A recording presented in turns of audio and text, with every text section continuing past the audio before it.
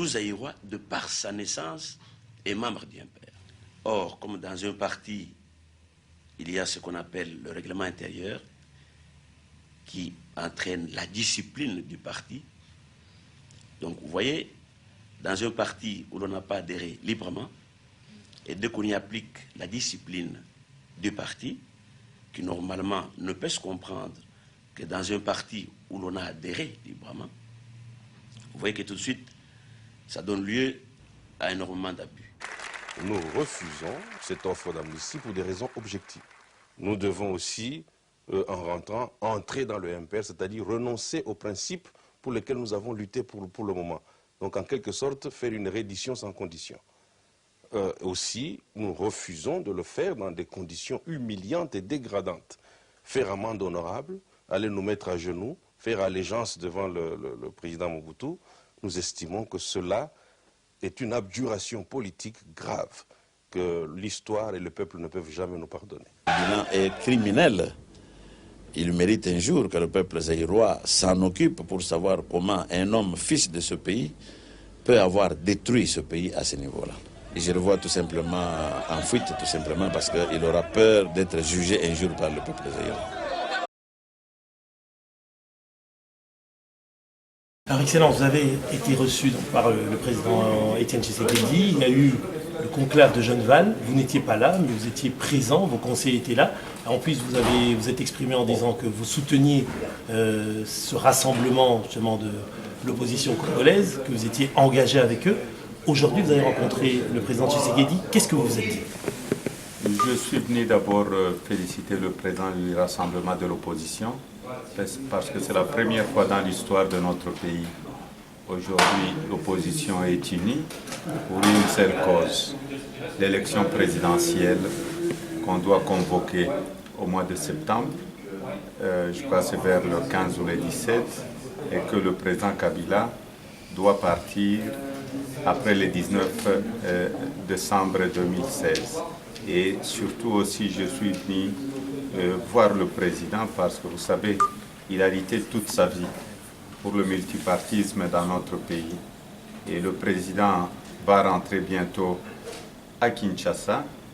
Peut-être je serai là avant l'arrivée du président pour l'accueillir à Kinshasa. Ou peut-être j'irai avec le président, tout dépendra de mes médecins.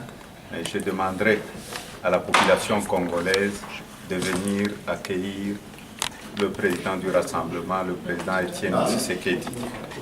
Vous avez d'abord travaillé avec le maréchal Mobutu, c'est quoi? Avant de devenir un de ses opposants, vous avez été aussi opposant de Laurent Kabila, aujourd'hui de Joseph Kabila. Comment est-ce que vous comparez les trois? Les trois, ça va un peu crescendo. Mobutu, j'ai même collaboré avec lui parce qu'il avait toujours cette habitude de faire le contraire de ce que disait sa constitution. La constitution qui à ce moment-là, qui rédigeait sur le pays, j'y ai contribué pour la rédiger. Elle était très démocratique, elle prévoyait le multipartisme, elle prévoyait tout. Mais dans la pratique, Mobutu faisait juste le contraire.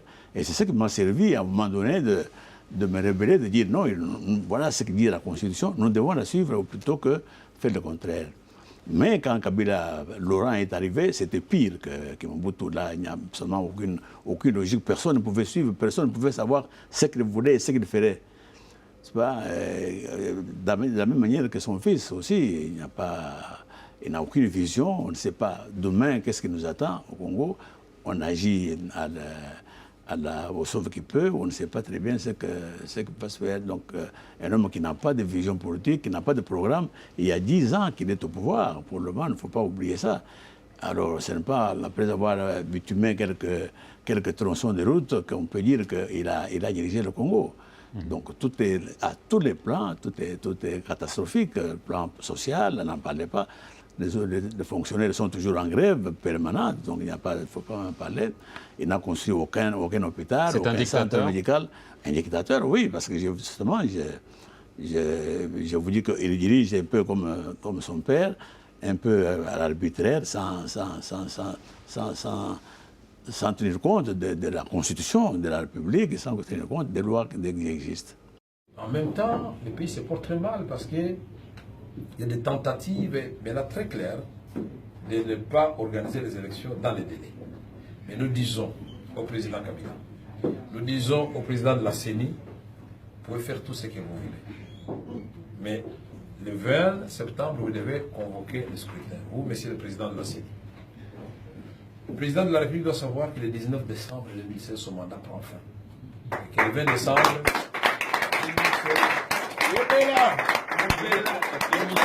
2016, il n'est plus président de la République. À lui de faire le bon choix. Le choix, il est simple.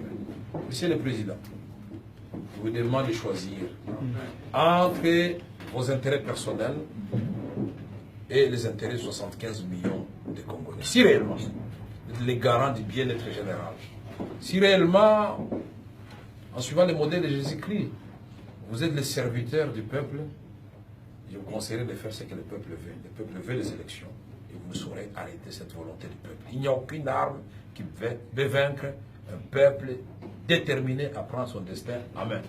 Peuple congolais, soyez en alerte. Nous devons avoir les élections dans les délais. Je vous remercie. Yes.